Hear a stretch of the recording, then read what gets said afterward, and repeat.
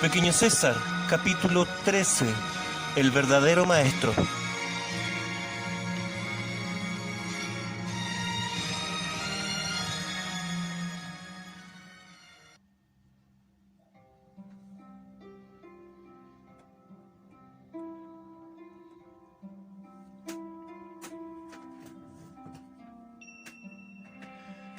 Durante días estuve ocupado en mi último y más doloroso trabajo como embalsamador.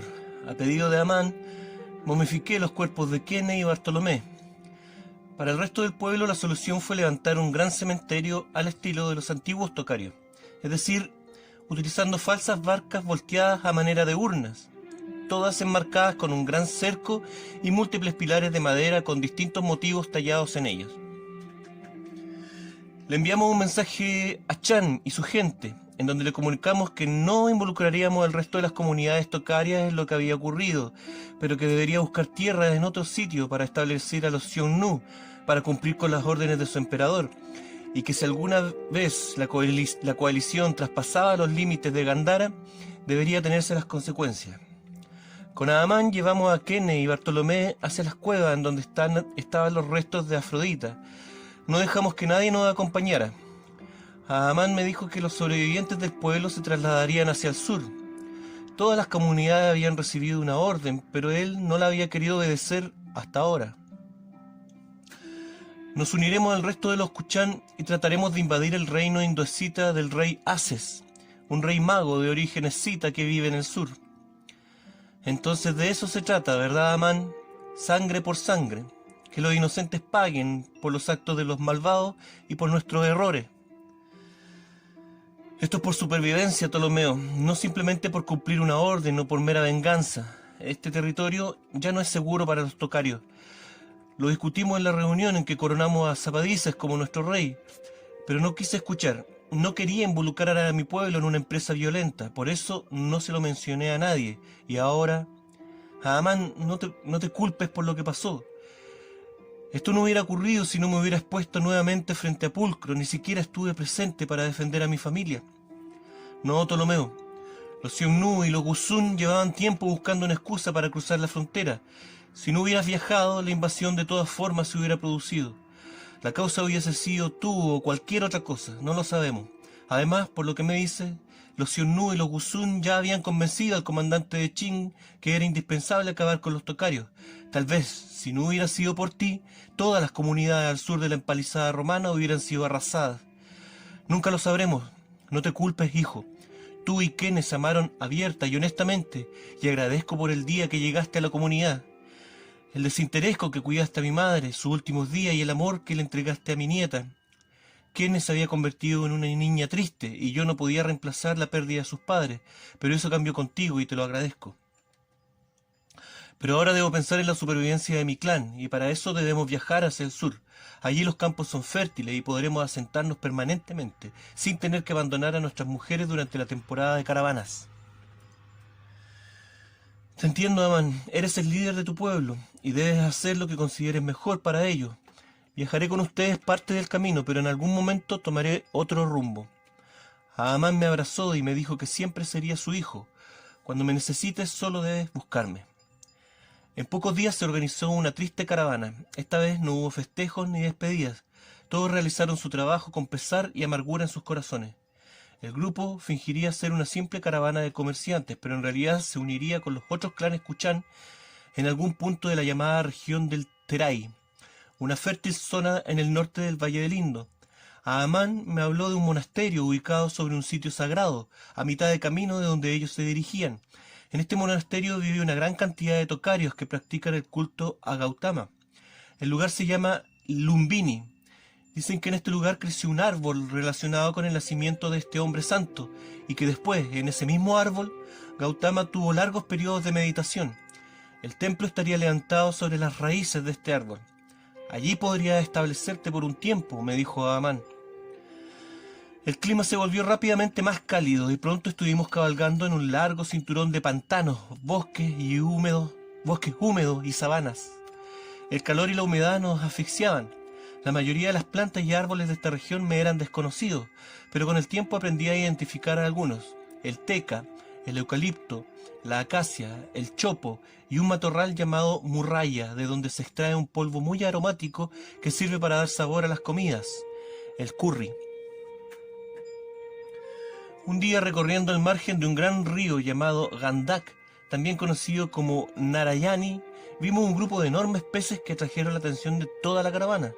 Los había visto en murales con motivos marinos pintados en algunas habitaciones de mi hogar en Alejandría, pero apreciarlos vivos era mucho más sorprendente. Se llaman delfines. Les dije a todos con seguridad. Se llaman delfines, les dije a todos con seguridad, a pesar de saber que los delfines eran criaturas marinas y no de río, como estos. Además eran aparentemente ciegos, ya que carecían de ojos, por lo menos que fueran visibles, y su piel tenía un marcado tono rosado. Delfín del Ganges. En algunos pantanos nos encontramos con un extraño animal con cuerpo de cocodrilo, pero con una cabeza diminuta y un largo y fino hocico con largos colmillos desparejos. Gavial del Ganges. A pesar de su aspecto temible, estos animales son criaturas tímidas. Los que sí nos ocasionaron problemas fueron los monos. Conocí a estos animales, pero enjaulados, o como lujosas mascotas a las que se les arrancaban los colmillos, pero en libertad y en manada se convierten en seres absolutamente despreciables. Nos podían seguir por jornadas completas y aprovechaban cualquier alto en el camino o distracción para robar lo que fuera. Las mujeres aprendieron a ocultar todos sus adornos, ya que estos animales se ven irremediablemente atraídos a todo lo que brille. Aros, collares y pectorales eran arrancados desde el mismo cuerpo de sus dueñas, y durante la noche nuestros sacos de comida eran asaltados sin piedad, dejándolos muchas veces abiertos y con su contenido desparramado por todas partes. La rapidez y agilidad de estos pequeños demonios hacía casi imposible la tarea de darles caza. Finalmente, la solución fue colgar pieles de grandes felinos rellenas, fingiendo que dentro de las carretas había grandes depredadores. Todo lo que veíamos era amargamente bello y nuevo para nosotros. Lamentablemente, todo el grupo sentía la pena de no poder compartir este viaje junto a sus seres queridos. Imaginaba a Kenneth y a Bartolomé sorprendiéndose del paisaje y los animales, y esto me hacía sentir solo y desdichado nuevamente. Una noche, Amán me dijo que estábamos a una jornada del monasterio del que me había hablado. Le pregunté si acaso no quería que lo acompañara hasta su destino, y que después podría volver al monasterio. Amán me sonrió con tristeza y me dijo que no era necesario. Luego se retiró con movimientos lentos y cansados. Era obvio que no había tenido tiempo de recuperarse de sus heridas, pero no era el único. Muchos estaban como él. Aún así, habían respondido al llamado de las comunidades para expandir el territorio tocario hacia el sur. Como Amán dijo, al día siguiente llegamos a las afueras del monasterio. Quedaba en el centro de un enorme pajonal y su entrada estaba señalada por un largo camino enmarcado por dos grandes hileras de árboles y un gran pilar de piedra erigido por un rey llamado Asoka, quien daba fe de que este lugar era la cuna de Gautama y que por lo tanto quedaba exento de impuestos para siempre. Me despedí de Amán y le agradecí por comprender mi negativa de participar en la conquista del reino indoescita. Amán me respondió: espero que ambos encontremos la paz que tanto queremos. Monté mi caballo y partí, dejándole a Amán mi carreta con bueyes lanudos con todas mis pertenencias, incluidas las de Kenneth y los juguetes de Bartolomé. Avancé por la larga avenida. En el fondo podía divisarse un monasterio de grandes dimensiones, construido con ladrillos de terracota. El templo de Lumbini está rodeado de jardines bien cuidados. No se escuchaba nada más que el incesante ruido de las aves que revoloteaban en el jardín del monasterio. Había varios hombres sentados sin hacer nada. Eran de distintas razas, pero en mayor medida eran tocarios de barba larga y cabello apelmazado que formaban falsas trenzas en su cabeza. El resto tenía apariencia oriental y unos pocos eran muy delgados y de piel morena, como los daaces. Pregunté con quién debía hablar para pedir asilo, pero nadie me respondió. Volví a preguntar y uno de los monjes se me acercó con un tímido pero apresurado trotecito. Me pidió que bajara del caballo y que guardara silencio. Estamos en suelo sagrado, debemos mantener el respeto, me dijo en voz muy baja. El hombre me guió hasta la entrada del templo. Allí me preguntó quién era yo. Le dije que era Ptolomeo, hijo de Amán de los Kuchan. ¿Qué es lo que quieres? Busco refugio, le dije, y extraje de mi alforja la figura de Gautama que me había regalado Ekbal justo antes de ingresar al desierto de Karakul. Puedo trabajar para pagar por mi estadía, conozco de hierbas y hablo bien el griego, aunque en mi pueblo trabajaba como embalsamador. Muy bien. El hombre entró al templo y no apareció hasta un buen rato. Dentro del templo comenzó a escucharse un largo y monótono rezo pronunciado al parecer por un gran número de monjes al mismo tiempo. Lo curioso de este rezo era que al parecer consistía en una sola palabra, repetida larga y constantemente. Se escuchaba casi como la respiración de un ser gigante, y los monjes al pronunciarla sonaba algo así como Om. Este acto mágico en un principio me provocó miedo, ya que era similar a otros rezos que había escuchado antes, pero con motivo de invocación a entidades desconocidas a las que temía. Después de un rato me fui acostumbrando al interminable y lento jadeo, y poco a poco me provocó una sensación de bienestar, como si un peso se descolgara desde la coronilla de mi cabeza hasta mis pies, y que después se dilataba y desvanecía a través del suelo a mi alrededor. El hombre que me guió hasta la entrada apareció y me sorprendió relajado y con los ojos cerrados, por lo que me dio un buen susto cuando me dijo: despójese de sus armas y acompáñeme. Nuestro maestro me dijo que le diera una cama. Seguí a mi insípido anfitrión y me llevó hasta un minúsculo camarote de piedra con un camastro y una frazada limpia pero rotosa y un cubo para defecar y orinar. Por hoy puede descansar, mañana le indicaré sus tareas. Por la tarde vaya al comedor junto con los otros monjes. Allí se le servirá comida. Luego deberá directamente venir a dormir. Es importante que cumpla con la rutina y el horario y que no interrumpa la paz y las actividades de los demás hermanos. Pregunté quién atendería mi caballo y el hombre me respondió que no tenían establo y que lo mejor era que lo dejara pastar libremente, pero que no me preocupara, acá nadie se lo robará o le hará daño. Todos los hermanos al ingresar prometen velar por todas las cosas vivientes. Dicho esto, el hombre se retiró. Después de comer volví a mi capanote tal como el hombre me había dicho, a pesar de que aún faltaba un par de horas para que el sol desapareciera en el cielo. Durante la noche bebí un poco de fermentado de harina que llevaba conmigo y me dormí borracho. Soñé con Kenia y Bartolomé. Los pude sentir muy reales, percibiendo sus voces y hasta sus olores. Desperté con una sensación de bienestar, pero rápidamente esta se convirtió en angustia. Comencé a llorar y de la pena pasé a la ira. Me vi encerrado y solo en ese cuartucho estúpido y no me pude contener. El destino no podía ser tan cruel conmigo. Desaté toda la rabia que había acumulado y comencé a patear y golpear las paredes mientras gritaba incoherencias que ni yo entendía. El hombre que me había recibido abrió la puerta de mi cuchitril y me dijo: deténgase ahora mismo. Sea lo que le ocurre, debe contenerse. Su escándalo perturba al descanso de los demás hermanos. ¡Perturbo su descanso! Perdí a mi familia, mi mujer y mi hijo fueron asesinados y no los pude defender. Tampoco a mi madre y mis hermanos. No me importa perturbar la paz de los hermanos. Luego salí del cuarto y comencé a gritar: ¡despierten, monos! ¿Acaso se sienten muy seguros en sus celdas? Son una tropa de inútiles. Ni siquiera portan armas para defenderse. Cálmese, señor Ptolomeo. Comprendo que esté sufriendo, pero nuestro maestro dice: el dolor es inevitable, pero el sufrimiento es opcional. ¿Me estás diciendo que sufro porque quiero? Miré al pequeño hombre que tenía frente a mí y no me contuve. Me arrojé sobre él para golpearlo, incluso tal vez para matarlo. No supe cómo, pero el insípido hombrecillo me puso cuerpo a tierra con tan solo un par de movimientos. Cálmese, señor Ptolomeo, se lo pido con humildad. ¿Humildad? Yo te voy a enseñar un poco de humildad. Me puse en pie, humillado, pero con toda mi voluntad puesta en poner en su lugar al pequeño simio que tenía frente a mí. Volví al ataque una y otra vez, pero fue inútil. En todas las ocasiones acabé con la nariz hundida en el piso y además con un par de golpes y bofetadas que me colocaban en mi sitio. Finalmente, después de tantos intentos por golpearlo, me di cuenta de que era yo el que estaba recibiendo una paliza. El último rechazo de mi oponente incluyó varios golpes que no me permitieron volver a levantarme. Solamente para mantener algo de orgullo le dije: he recibido golpizas mucho mejores que esta. Luego me arrastré hasta mi cama y me dormí. Mucho antes del amanecer los monjes ya estaban rezando y cumpliendo sus tareas. Mi anfitrión me fue a despertar. Me dolía todo el cuerpo, pero lo peor era la herida en mi hombro, la que había vuelto a sangrar. El monje se dio cuenta de esto justo cuando me estaba advirtiendo que no se me permitiría volver a beber y que si aún tenía algo para emborracharme debía deshacerme de ello de inmediato. Luego me pidió que lo acompañara para revisar mi hombro. Fuimos hasta un cuarto con muchas estanterías y recipientes con hierbas, un mesón de trabajo y un camastro. Aparentemente era el lugar que tenían para atender a los enfermos. El lugar olía a incienso.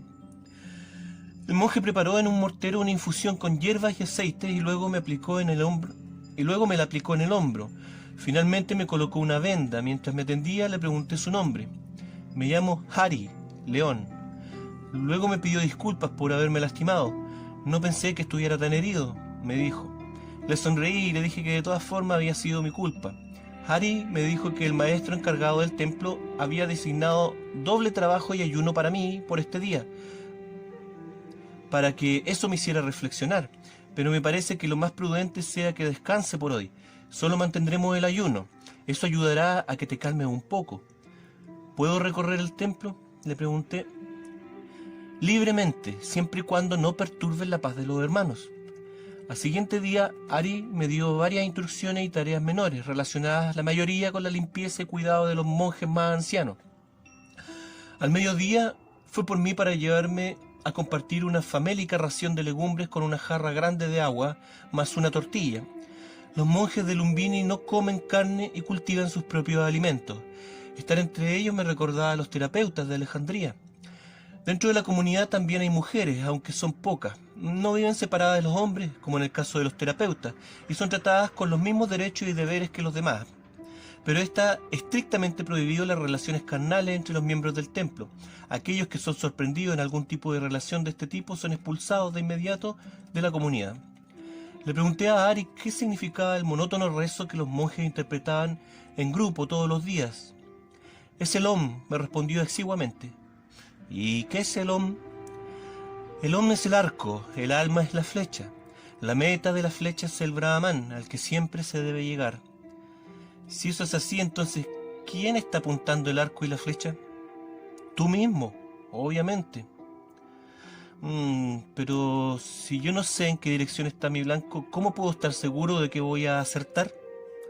Ari no dijo nada y solo sonrió, dándome a entender que uno de los dos era demasiado ignorante para poder continuar con la discusión. Jamás me quedó claro si el ignorante era él o yo. A diferencia de los terapeutas, los monjes que veneran a Gautama, el Buda como ellos lo llaman, son más abstraídos que los primeros. Su aparente y constante paz me enfermaba, por lo que en ocasiones fingía torpeza en mi trabajo solo para molestarlos. Por ejemplo, cuando barría los pasillos exteriores del templo y me topaba con alguna piedra, me aseguraba de lanzarla de un escobazo directo a la cabeza de algún monje que rezaba en posición de flor de loto. Si debía reparar algo, me encargaba de hacerlo en las horas de mayor paz y tranquilidad, tratando de hacer el mayor ruido posible. Mis provocaciones no tenían límite. Descargaba en los pasivos monjes todas mis frustraciones. En estos templos tienen la tradición de realizar bellos diseños dibujados en el suelo. Lo hacen solo con polvos de colores. Cuando vi el primero, Ari me indicó que se llamaban mandalas y que eran un recordatorio de que todo es efímero en la vida y por lo tanto un símbolo del desapego. Hasta las cosas más hermosas de nuestra vida son momentáneas. Es decir, que debo conformarme con la partida de todos mis seres queridos, porque según tú, simplemente en nada es para siempre. No es exacto, pero estás cerca.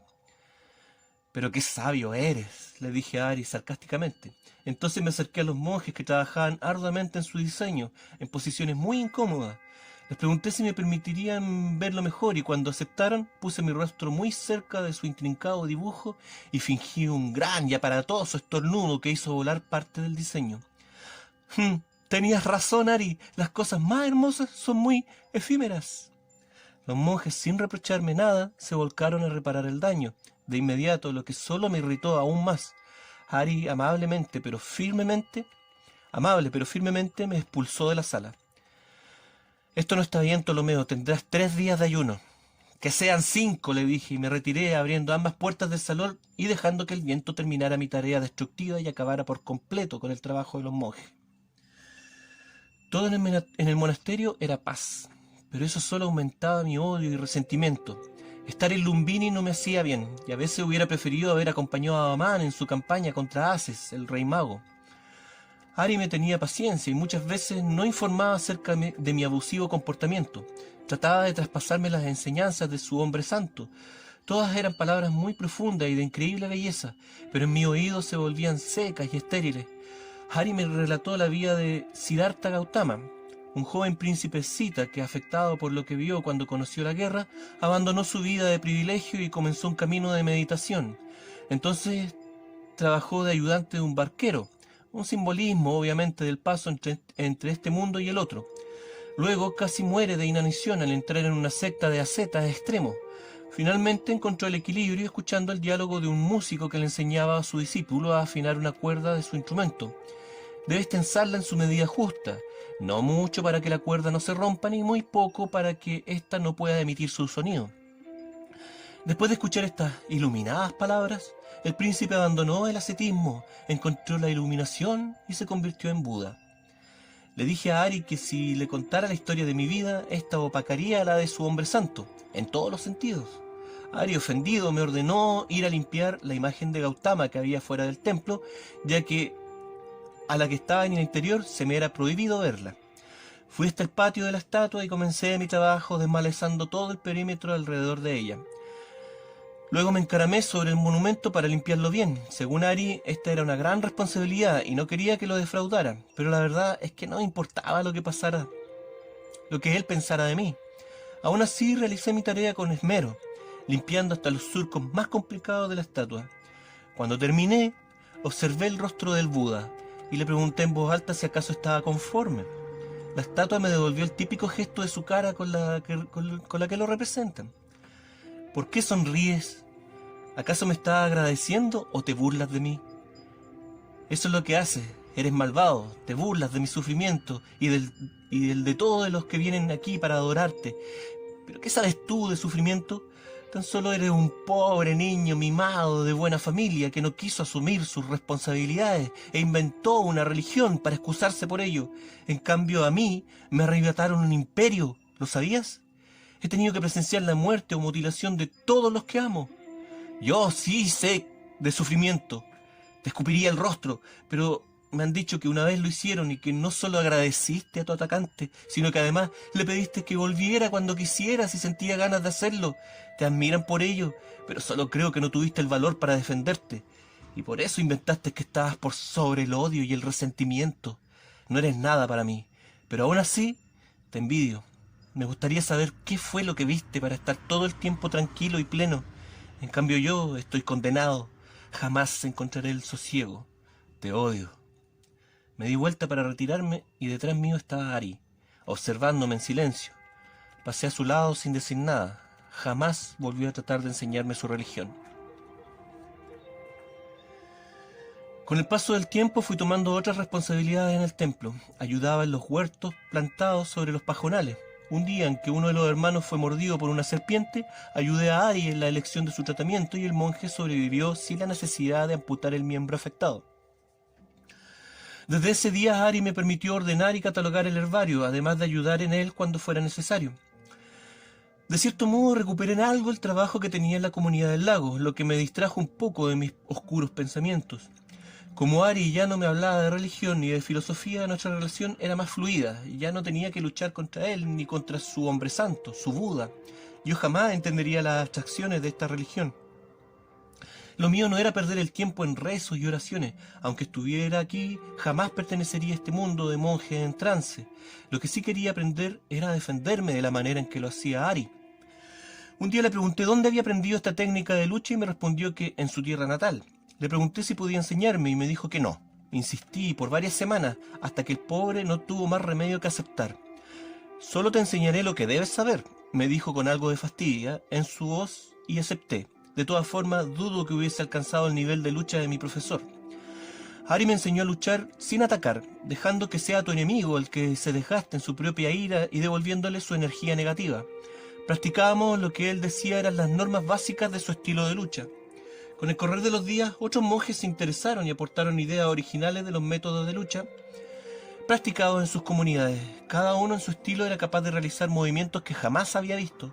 Otros hermanos no luchaban, pero gracias a sus meditaciones podían mantener control absoluto de su cuerpo. Por ejemplo, durante el invierno, algunos hermanos meditaban a la intemperie, con tan solo unos taparrabos para cubrirse. Al contrario de lo que se puede pensar, estos hermanos eran capaces no solo de mantener su temperatura, sino que además la elevaban considerablemente. Otros soportaban largos periodos de ayuno sin comer ni beber nada. Otros tenían predicciones y visiones del futuro. Otros eran inmunes al daño corporal, e incluso había un par de jóvenes monjes capaces de cruzar riachuelos corriendo y sin hundirse en el agua. Cuando los vi, Se mofaron de mí, diciéndome que era muy fácil hacerlo, solo tenía que correr lo más rápido que pudiera. Tontamente fui convencido de intentarlo, solo para terminar totalmente sumergido en el agua helada, una de las cosas que más detesto en la vida.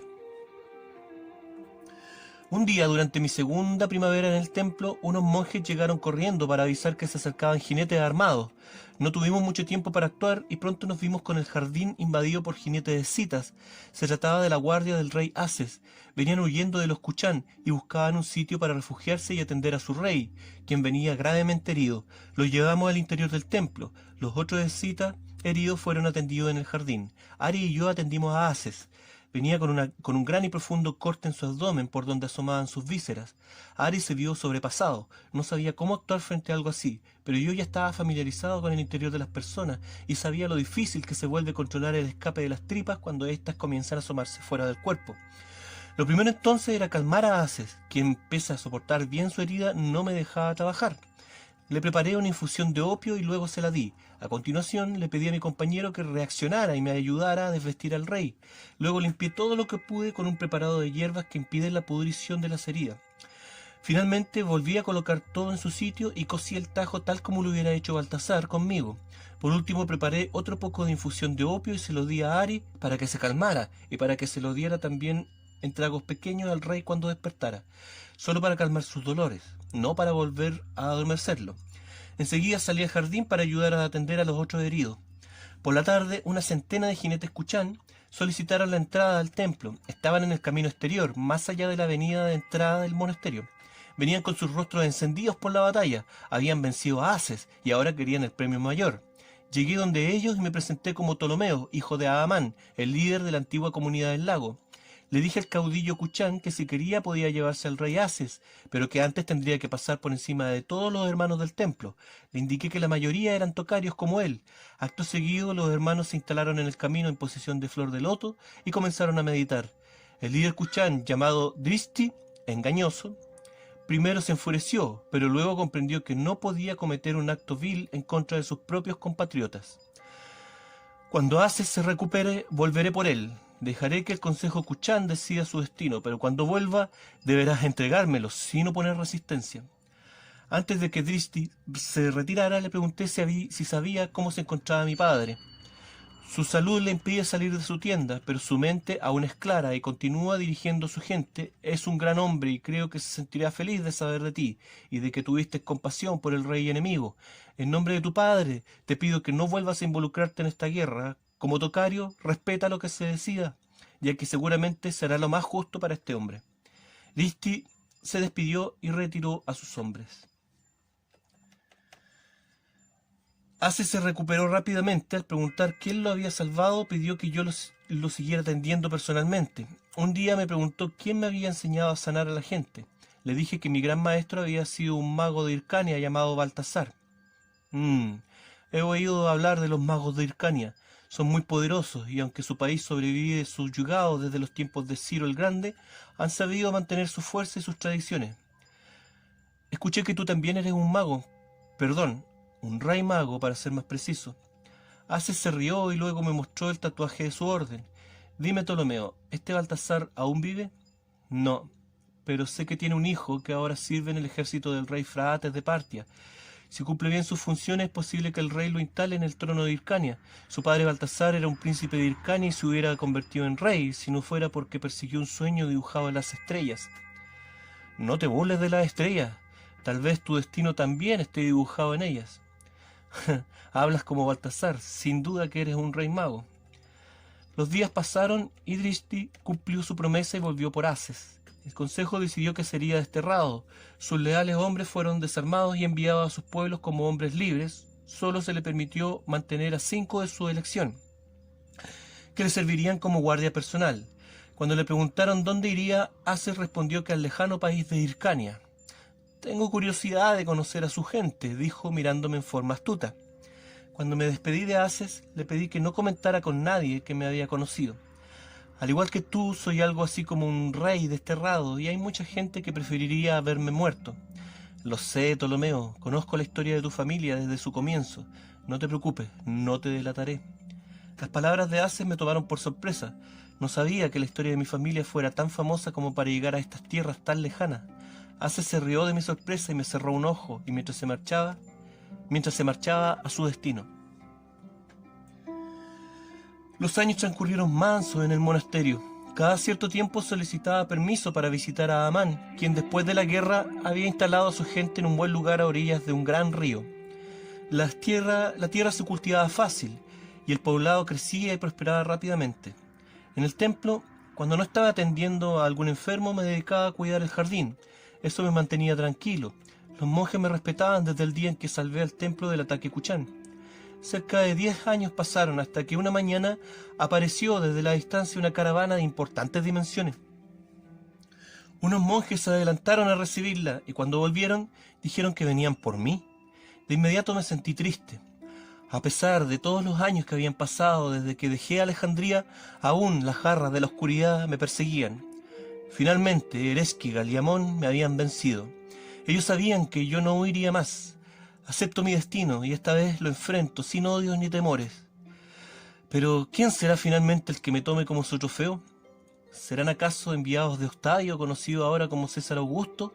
¿O tal vez alguno de los hombres de Pulcro? ¿Uno que logró huir e informar al rey Fraates de mi paradero?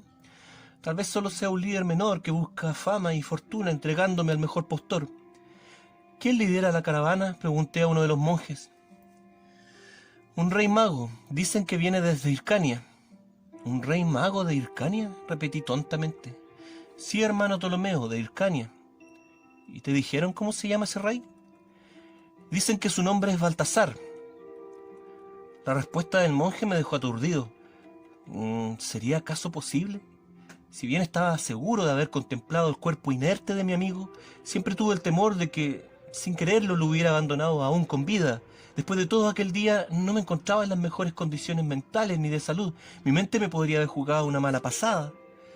El corazón me saltó imaginando que Baltasar podría haber sobrevivido. De hecho, recordé que ya lo había dado por muerto más de una vez. Salí de golpe de mi embotamiento y corrí hasta la entrada exterior del templo. Avancé por entre la avenida en dirección de la caravana hasta que estuve a una cierta distancia de ella.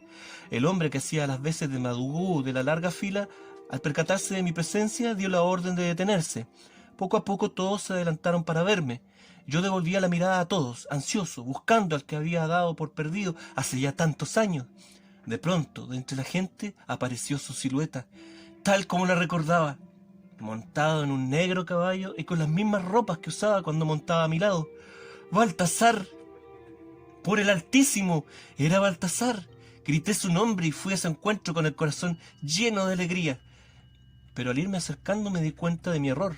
El hombre que estaba frente a mí se veía como Baltasar, pero no era él. Es más, ese hombre debía tener unos pocos años más que yo. Bajé los hombros y me instalé frente a este extraño, casi idéntico a mi amigo. El hombre me habló con una voz muy parecida a la que yo conocía y me dijo: «Bendiciones para el príncipe de Egipto. Me presento. Soy Baltasar, rey de Hircania, hijo de Baltasar, el príncipe mago». Y sonriendo agregó: «Pero creo que tú lo conociste mejor que yo». Después de un rato de turbación respondí: «No solo lo conocí, también fue mi mejor amigo». La caravana montó su campamento a las afueras del monasterio. Una vez instalados en la tienda del joven Baltasar, este pudo explicarme mejor el motivo de su presencia. Me dijo que había retornado de Hircania después de servir en la guerra al mando de las tropas que el rey Fraates envió para sofocar el levantamiento de Hircano, y además con la misión de ubicarme y apresarme. Esta segunda misión jamás se concretó, obviamente, ya que Baltasar y yo habíamos emprendido la huida poco antes de su llegada a Sadracarta. Allí el joven Baltasar se enteró de la muerte de Esther, su madre, y de que su padre era el protector de mi persona, el mismo muchacho que él debía apresar para Fraates. Trató de ubicarnos, pero sus deberes protegiendo Hircania lo mantuvieron ocupado. El buen cumplimiento de estos deberes lo llevaron a convertirse, con el favor de Fraates, en gobernador y posteriormente en sátrapa de toda Hircania. Una vez en el poder, el joven Baltasar retornó a la búsqueda de su padre y de su acompañante, el adolescente faraón prófugo de Roma. Lentamente y con bastante dificultad fue recibiendo pistas e indicios de nuestro paso por toda Asia, hasta que nuestras huellas se perdieron definitivamente en la montaña. Frustrado y cansado, buscó consuelo restaurando el palacete de su familia, ubicado dentro del bosque hircano. Durante esta tarea reconstruyó la torre observatorio de su padre, y allí descubrió, al igual que él, el gozo por la adoración de las estrellas. Poco a poco fue adentrándose en las antiguas artes interpretativas de las señales del cielo, y fue así que hace un par de años comenzó a ser testigo de los fenómenos y maravillas que su padre tan ansiosamente había esperado. Uno a uno los indicios se conjugaron, indicando inequívocamente que algo prodigioso estaba por ocurrir. El anuncio era claro: la llegada de un nuevo niño Dios en la tierra era inminente. Solo faltaba precisar el momento. Aunque a juzgar por la insistencia de las anomalías estelares, el suceso ocurriría pronto. El sitio, en cambio, fue marcado de manera clara y contundente. En ese momento interrumpí al joven rey. «No sigas», le dije, hablándole con confianza, como si lo estuviera haciendo con mi antiguo amigo. «Ya pasé por esto con tu padre y creo que esta obsesión no te llevará a nada bueno. Además, te repito lo que incansablemente le dije a él: no soy ningún Mesías o niño Dios. Mírame y contempla lo que tu padre no quiso ver. Soy solo un hombre, y además un hombre triste y acabado». Baltasar, hijo, frunció el ceño y dijo: «Jamás he dicho que usted sea el prodigio del que hablo. El ser que le menciono todavía no ha nacido, pero él está destinado a convertirse no en un rey mago como yo, sino en algo muy superior, un rey entre reyes, un verdadero maestro entre maestros». «El verdadero maestro», pensé, recordando el personaje que mi querida Mariam buscaba. «¿Y dónde nacerá este ser según tú?» La señal ha sido clara. Júpiter ha cambiado su rumbo hacia la constelación de Capricornio. ¿Y eso quiere decir que el niño Dios nacerá en Palestina? ¿Palestina? De pronto volví a recordar mis angustiosos días en esa región. ¿Cómo podría salir algo bueno de ese país? Y ahora supongo que quieres viajar a Palestina a buscar a ese niño rey. Precisamente, señor. Bueno, si es así, debo decirte que has equivocado el camino. Palestina queda al otro lado del mundo. No, mi señor, no he extraviado el camino. Mi padre me ha hablado en sueños y me ha indicado que para preparar el camino del nuevo Dios, primero debía encontrarlo a usted, ya que usted jugará un rol muy importante en el destino de este pequeño. Le comenté mi sueño al rey Ases, Gaspar, quien ahora vive bajo mi protección y con quien he compartido mucho conocimiento y experiencias mágicas. Le dije que no tenía idea de dónde encontrarte, ni siquiera estaba cerca de saber por dónde empezar. Entonces Ases, después de varios días de duda, me confesó que conocía perfectamente la localización de tu paradero, pero que él no podía volver ya que su exilio se lo impedía, pero que podía enviarme con alguno de sus hombres. Y si es que yo estaba realmente interesado en iniciar esta aventura, él iría al encuentro de Malik, Melchor, un rey mago nabateo, y nos uniríamos a él en algún punto de Capadocia para juntos ir en busca de este maravilloso ser. Si viene conmigo, juntos seremos los primeros protectores de esta promesa de amor que nos está avisando el cielo. Lo siento, le respondí, pero no me interesa tu propuesta. Además, en mi interior no siento el amor ni el respeto hacia las estrellas que ustedes tienen. No puedo acompañarte, no tengo contigo ningún compromiso. Pero he invertido mucho tiempo y valiosos recursos en encontrar este lugar. Además, pensé que después de mencionar Palestina, usted estaría interesado en volver a ver a sus hermanos, tomando en cuenta que ahora ellos son la única familia que le queda con vida. Espera, ¿qué dijiste de mis hermanos? ¿Cómo? ¿Es que usted no lo sabe? ¿Saber qué? Hasta donde recuerdo, mis pobres hermanos fallecieron durante la celebración del triunfo de Octavio en Roma. ¡No! Eso no es así. Su hermano Alejandro y su hermana Selene no solo sobrevivieron de ser ejecutados, sino que además fueron adoptados por Octavia, la hermana del emperador. Esta piadosa mujer los acogió en su casa y los protegió hasta que los niños fueran mayores. Incluso la mujer se la arregló para introducir un aliado de su familia en su propia casa. Este aliado hizo las veces de tutor de los niños, pero en secreto fue preparando el camino para que algún día los niños ayudaran a hacer frente a la maldad romana. ¿Y cómo se llama ese hombre? Su nombre es Juba, quien además es rey de Mauritania. ¿Pero entonces mis hermanos viven en Roma? No. Hace algunos años, Juba ayudó a su hermano Alejandro a escapar de la casa de Octavia con ayuda de algunos contactos. Se le dio una nueva identidad en Palestina. Incluso, gracias a ciertas influencias romanas, ya que, aunque usted no lo crea, también tenemos aliados entre ellos. Se le concedieron los derechos de explotación minera de ese país. Su hermano es ahora un hombre importante dentro de la comunidad judía. ¿Y cómo se hace llamar? Es conocido simplemente como José, el de Arimatea, debido al lugar en donde vive. La información recibida me causaba mareos. La idea de que Alejandro y Selene estuvieran vivos casi me hace caer, por lo que me tuve que sentar para asimilarlo todo. ¿Y Selene también vive en Palestina? No, señor. Su hermana, luego de la huida de Alejandro, quedó en una situación muy vulnerable, por lo que rápidamente se tomó la decisión de desposarla con el propio rey Juba. Ahora vive con él, en Mauritania, al oeste de Egipto, en un lugar relativamente cercano a Alejandría.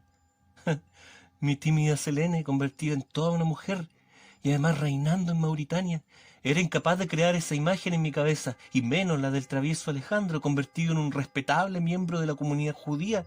Eran ideas ridículas, pero a la vez maravillosas. El joven Baltasar notó mi excitación, así es que luego de entregarme unos cuantos detalles me dio espacio para que pensara y tomara una decisión acerca de lo que él me había propuesto. El viaje de retorno es largo y no podemos quedarnos mucho tiempo en este lugar. Te ruego, Señor, por la memoria de mi padre y por el cariño que tienes hacia tus hermanos, que me acompañes. Si lo haces tendrás toda mi lealtad, pero si no deseas hacerlo, entonces no te molestaré más, y este día solo será el recuerdo de un sueño para ti. Ahora te dejo para que medites acerca de todo esto. Esa noche no pude dormir. Después de tantos años, la presencia de mis hermanos volvía a mí. Ahora no solo sabía que estaban vivos, sino que además tenía la posibilidad de volver a verlos. Por otro lado, la idea de volver a Palestina y vengarme de Herodes me habría parecido una idea más que deseable hace algunos años, pero ahora el odio había desaparecido. La pena lo había reemplazado y por si fuera poco, por lo que me dijo el joven Baltasar, ya no era apetecible vengarse de él. El falso rey no solo estaba viejo, solo y desgastado, además una cruel pero justa enfermedad le carcomía su mente y le aguzanaba su pene. No, Herodes ya no era una motivación para emprender el peligroso viaje hacia el oeste, pero Alejandro y Selene sí lo eran.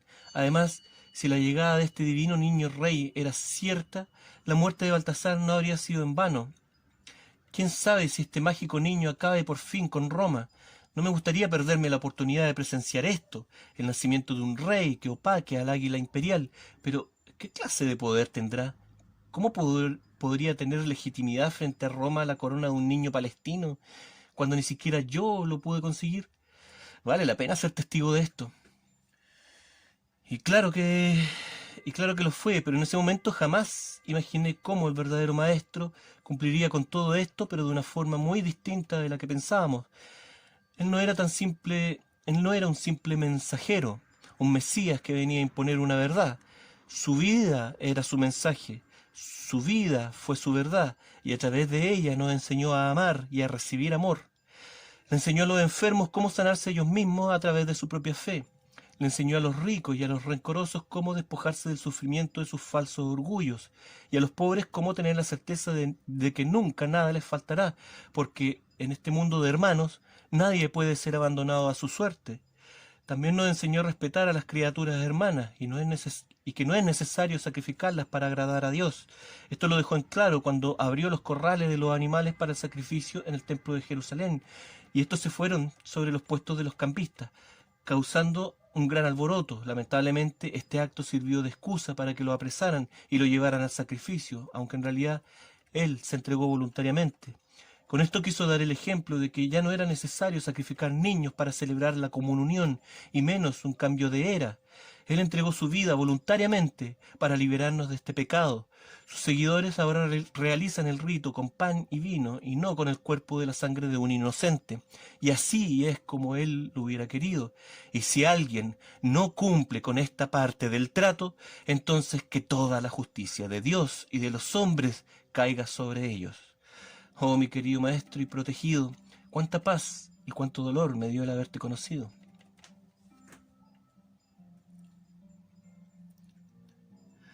A la mañana siguiente me uní a los preparativos de viaje de la caravana del joven Baltasar. Este se alegró honestamente de mi decisión. No perdimos tiempo y rápidamente emprendimos el viaje de regreso. Me despedí de Ari y le pedí que le informara a mi padre, a Amán, el giro que había tomado mi destino, y le entregué mi alforja personal, con todo su contenido para que se la entregara. Ari me dijo: estoy seguro de que tu padre estará feliz de tu buena fortuna.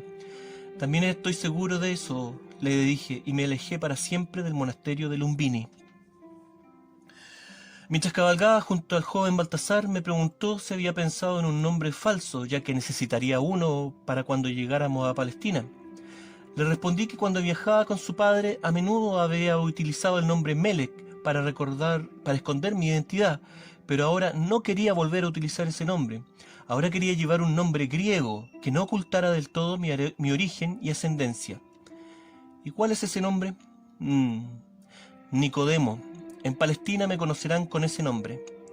Después de avanzar otro poco, Baltasar me preguntó si podía relatarle algunas cosas acerca de su padre. Sería un placer hacerlo, pero la verdad es que lo que compartí con Baltasar es una larga historia. El joven Baltasar me miró y con su brazo extendido indicó el enorme paisaje que teníamos frente a nosotros. Creo que tenemos tiempo y un largo camino para escucharla.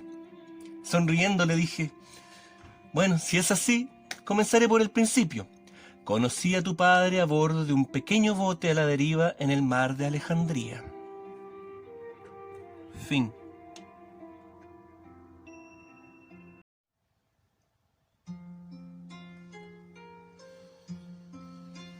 Defensa de Nicodemo. El casi octogenario maestro Nicodemo ingresa a la sala del Sanedrín, conocida como el Salón de las Piedras Labradas. Bien agitado y perturbado, ya que nadie le avisó de esta extraordinaria y rarísima reunión nocturna. Desde la puerta lo primero que ve es la espalda del acusado, quien permanece inmóvil al centro de la sala. El maestro avanza, lo hace lentamente, con paso cansado y con un profundo respeto. Alza un poco su brazo izquierdo y su tosca y arrugada mano se estira como para alcanzar al desdichado. No lo hace. Se arrepiente. Pasa por su lado y al ver su magullado rostro, emite un tembloroso y emocionado estertor que se escucha en toda la sala. Su rostro se llena entonces de la amargura más profunda. Se podría decir que refleja la mirada de un padre que ha sido obligado a despedirse para siempre de su hijo. El acusado no lo mira, mantiene la cabeza gacha como avergonzado de su situación. El viejo sostiene sus grises ojos puestos en él. Le suplica sin decir nada que le devuelva la mirada. El joven finalmente se entrega y alza su cabeza. Entre ambos ocurre entonces un fugaz momento de intimidad. Una tosca y fría voz lo interrumpe. Le advierte al anciano que si quiere expresar su alegato lo debe hacer ya. Nicodemo mantiene su mirada puesta en el maestro y le regala una última sonrisa. Luego se dirige a la asamblea, gira su cabeza y sin decir nada va observando a cada uno de los presentes. Camina unos pasos, acercándose a los hombres de mayor importancia. Se arrodilla lenta y esforzadamente, posa una pierna en el suelo en actitud de oración. Toma aire, levanta la mirada y comienza a hablar. Lo que dijo, ahora solo tú lo puedes imaginar.